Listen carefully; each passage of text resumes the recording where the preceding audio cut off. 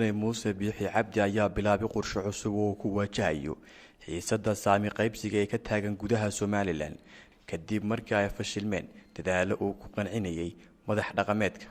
madaxweynaha iyo xisbiyada mucaaridka ayaa iyagu ku heshiiyay in xilligan doorashada Somaliland lagu galo saami qaybsigii hore 2005 xilli taas bedelkeeda ay qabaan qaar ka mid ah beelaha Somaliland cabasho madaxweyne biixi ayaa ku howlan qorshahan cusub ee ku wajahayo xiisada saami qaybsiga oo guux badan ka dhalisay Somaliland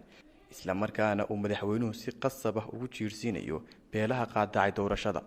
madaxweyne biixi ayaa lagu wadaa in uu maanta dalab culus u gudbiyo maxkamadda dastuuriga ee Somaliland kaasi oo uu dan leeyahay in ay ayido go'aankii xisbiyada ee ahaa in Somaliland ka dhacdo doorasho lagu saleeyo saami qaybsigii hore biixi ayaa qorshahan door biday kadib markii wax natiijo ah ay ka soo bixi weyday kulamo uu la qaatay odayaasha dhaqanka oo isaga iyo xisbiyada mucaaridku ay ku qanciyeen in doorashooyinka lagu galo tiro koob la'aan iyada oo la raacayo saami qaybsigii hore ee doorashada inkasta oo si dhab ah aan loo sheegi karin jawaabta maxkamadda sare ee ku aadan dalabka madaxweyne biixi haddana waxaa suurtagal ah in ay maxkamaddu ay ka qayb qaadato rabitaanka madaxweynaha iyo xisbiyada qaranka ee arrinta saami qaybsiga maalmihii u dambeeyay waxa gudaha Somaliland laga dareemay xiisad ka taagan arrinka saami qaybsiga iyadoo ay beelo ka tirsan ay qaadaceen